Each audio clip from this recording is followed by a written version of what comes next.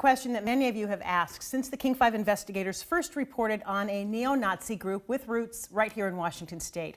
How are its young members so full of hate? Tonight we have one answer to that question. He's the man who is the guiding hand behind the Atomwaffen Division, as Chris Ingalls is here in studio to show us. Chris. Hello, Mark Joyce. The FBI has noted a couple of things about the Atomwaffen Division.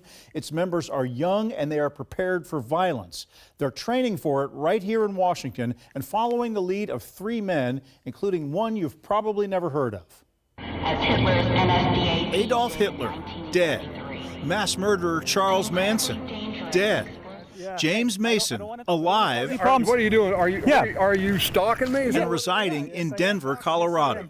You're a pretty prominent figure within the white supremacist movement, and I want to ask you some questions. I mean, the one question I do want to ask you is, do you feel any responsibility for the young people that have turned violent? None at all. You don't? No. No? That's reporter Jeremy Hahola from our sister station KUSA, outing perhaps America's most prominent living Nazi. A lot of people take your words and they're acting violent based on your words.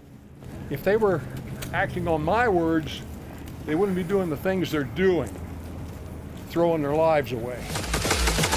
A new generation of neo-Nazis, seen here training in Skagit County in Washington state, have been radicalized by Mason's writings and podcasts. The Atomwaffen Division is preparing for Mason's prophesized race war, and Mason admits there are limits to his claim of nonviolence. I say, don't do it. But if you're going to do it, for God's sake, do it right. Doing violence the right way, in Mason's view, may have been what the 25-year-old leader of Washington's Atomwaffen cell was preparing for. In September, authorities seized a dozen firearms, including untraceable homemade AR-15s from the Arlington home of Caleb Cole. You hear all this talk about guns, guns, guns. Got to take away the guns. Guns are not the issue. All right? What's the issue? The society is changing and going insane. Okay. And the reason for it is what they like to call diversity. I call it alienation. Going to war against the society in which they live may be why Cole was rearmed barely a month after Washington authorities seized his firearms. Here are the 4 rifles and nearly 2,000 rounds of ammo that were pulled from the trunk of a car Cole was driving through Post, Texas earlier this month. Investigators say his passenger, Aiden Bruce Umbaugh, a 23-year-old Atomwaffen member from Olympia, copped to the guns and is being prosecuted by the feds. Cole's legal fate, under an order that he not possess weapons, is still being decided by authorities in Washington. Are you still an active member of Atomwaffen? I've never been a member of Atomwaffen. But online photos show Mason in uniform with the Atomwaffen patch, posing with young members who are armed and dedicated to his cause. You may die out there in the street via a SWAT team, or you may spend the rest of your life in the joint. Make it count, for God's sake. That's only common sense. Mason does not live a glamorous life in Denver. At 67, he lives on public assistance and in Section 8 housing in that city. But even in the twilight of his life, organizations that monitor hate groups say James Mason is a dangerous man. Chris, you've shown us some of these training videos. A lot of people are wondering, what are they training for, and how likely is it that we would see violence from these guys? Well, they think that a race war, when I say they, I mean Atomwaffen and Charles Manson, the mass murderer, believe this. They think that there's a race war coming, and they feel their duty is to try to speed that up and make it happen. How soon is anybody's guess, but I mean, by the way they're armed when we encounter these members, you do have to believe they're prepared to go at any time. So that's the thing that's worrisome to the FBI, and that's why they're being so closely watched. And you say they have roots here in Washington in small numbers or large? Pretty small numbers. Some news organizations have reported that maybe there's 100, 125 true Atomwaffen members nationwide. Not a lot, but their talk of violence is very concerning. Chris, thank you. Thanks. Yeah.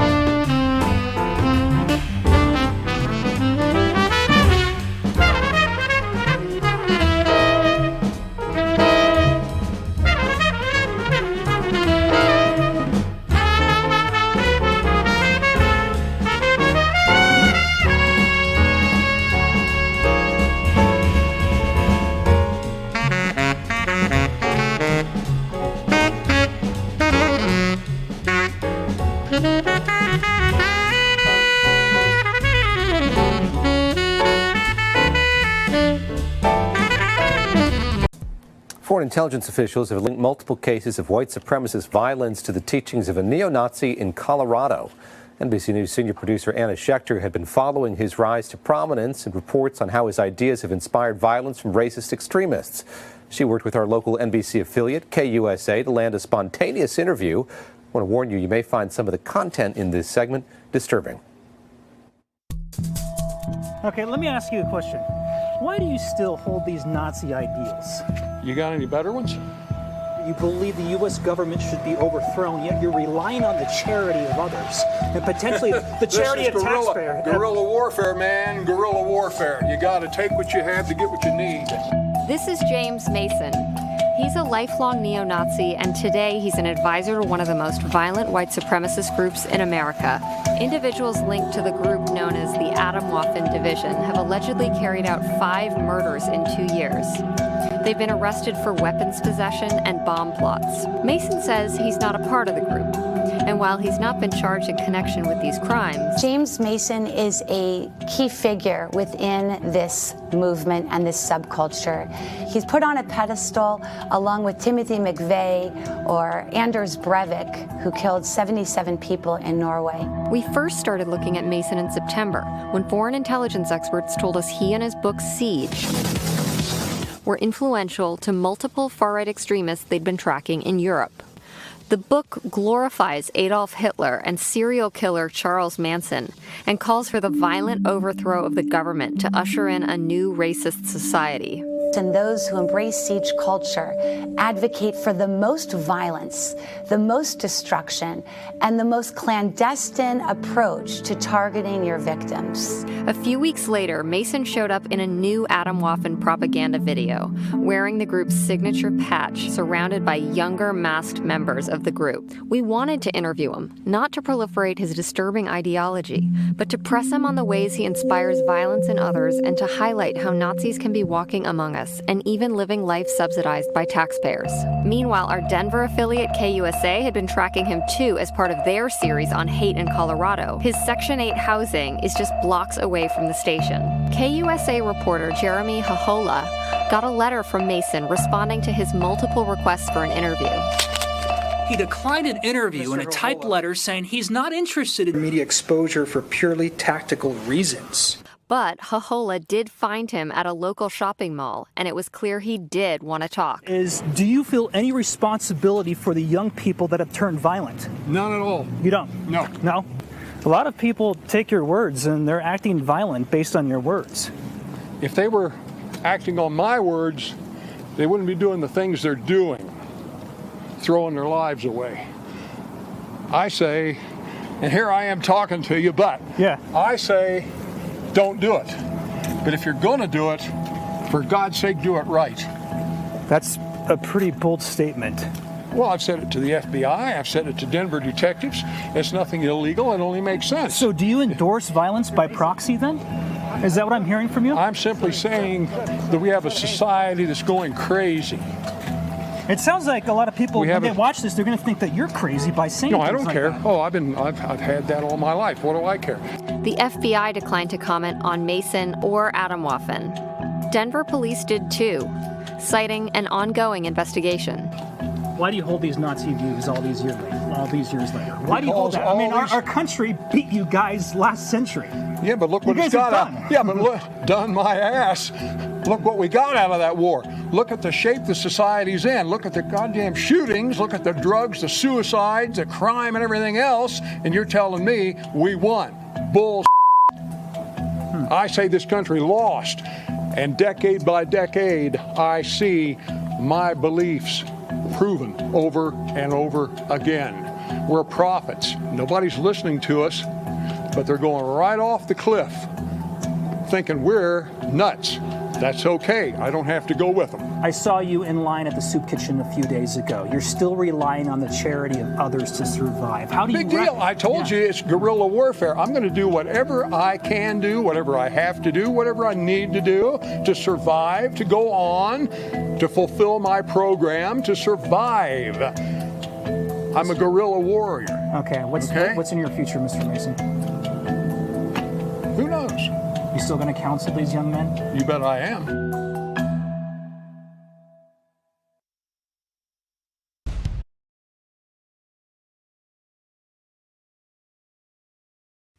Hey, NBC News viewers, thanks for checking out our YouTube channel. Subscribe by clicking on that button down here and click on any of the videos over here to watch the latest interviews, show highlights, and digital exclusives. Thanks for watching. That's right. You guys know about this from the stories we reported last night. They call themselves the Atomwaffen Division, German for atomic weapons. Although the Seattle FBI isn't talking about this case, agents have clearly been watching this group, whose members are tied to 5 murders in other states. Here in our state, Atomwaffen's been training for what they believe is a coming war. Pump that shit open, point it at them, and pull the trigger. The only right they deserve is the right of lead.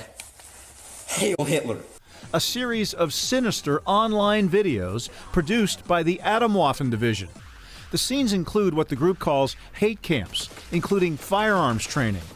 One recorded session occurred just outside the city of Concrete in Skagit County in an abandoned concrete plant called Devil's Tower.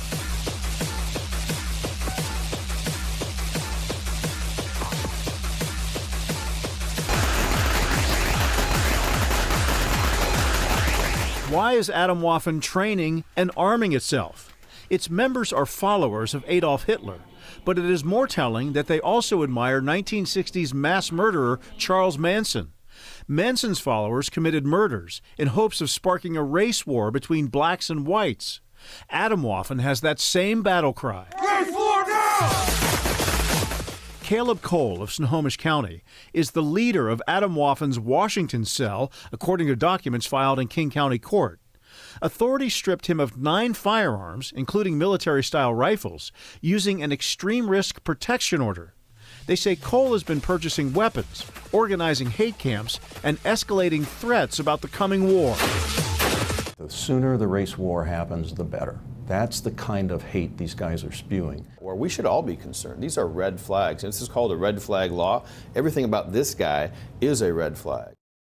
That was first Seattle City Attorney Pete Holmes and then King County Prosecutor Dan Satterberg. Their offices have this specialized unit that files extreme risk protection orders, those red flag laws that Mr. Satterberg was talking about. Now, no one has charged Cole with any crimes. Those prosecutors used this civil process, convincing a judge that he's a threat to society, in order to seize all of Cole's weapons. And we should say that we've been trying to reach Caleb Cole for a comment for this reporting with no luck, but we're still trying to get a hold of him. I was told that trouble could be coming right to my doorstep. Excellent. You can see on my security camera, it was a Saturday night, and I walk out and I meet a Seattle police detective who's assigned to the Joint Terrorism Task Force. And his job on this particular Saturday night was to watch over my house. Here's why he was out there. A couple days just before that, I got a call to come into the United States Attorney's Office, and 2 FBI agents were there, and they told me that they thought that Atomwaffen could be coming to my house. They didn't have a lot of information. They said they didn't necessarily expect violence, but they couldn't tell me exactly what this group planned to do at my house. They just thought they knew where I lived and they were coming. We're at our house and we're just kind of thinking to ourselves, why would we stay here? We didn't waste any time. We had the kids pack their bare essentials into a bag and throw it into the trunk of the car. And we went and we stayed in a motel for several nights. Just wondering if you can put into words that initial feeling when I called you. I just wanted to grab the kids and take them home. And then I realized home is the one place where we shouldn't be. We also had a 24/7 security team that followed us wherever we went. For instance, if one of the kids came home to get their clothes or pick something up, all good? One of those security guards went with them. FBI's been outside now for, I guess, more than 3 hours, and there's just nothing going on. The FBI warned me that just because Atomwaffen was a no-show on one particular night, it didn't mean that this whole thing was over. It's a couple days later now. It's actually Wednesday night, and I have just noticed something in my mailbox that doesn't look quite right. There's a letter in there that has a label on it, a typed label that's been taped onto the envelope. Looks suspicious to me. I didn't open the letter. I brought it to the FBI office, and agents opened it and they showed it to me. I did take that letter as a threat. You know, it's covered in swastikas. It shows a phony reporter. It says, "You've been visited by your local Nazis." One thing you have to know about Atomwaffen is they're not just Nazis. They have this insane belief that Charles Manson was onto something. This is a 1960s mass murderer who killed innocent people to try to start a race war. They would write "death to pigs" on the wall and their victims' blood at their crime scenes. And the letter to me says "death to pigs." They're saying, we have your home address, and we idolize a man who slaughtered people in their homes. This is a domestic terrorism investigation, so it was handled by the Joint Terrorism Task Force. That's the United States Attorney's Office, the FBI, and the Seattle Police Department, among others. And their job is to get ahead of crimes like this, in some cases to try to stop them before they happen. And I want to tell Brian Moran and Agent Duda and Carmen Best of the Seattle Police Department how much I appreciated that they gave me just enough of a heads up. They didn't tell me a lot about what was going on, but enough to get my family out of there for a little while. I'm really thankful for that. Yeah, it's clear really that this scary. is not a game to the FBI. They're taking this very seriously. But from a personal level, Chris, how are you and your family doing? I mean, we're a little rattled by this, you know, of course. I mean, I think anybody would expect that, but we're taking precautions. I'll continue to do that. Some have been arrested. There's still others that are loose out there, so I'm always looking over my shoulder.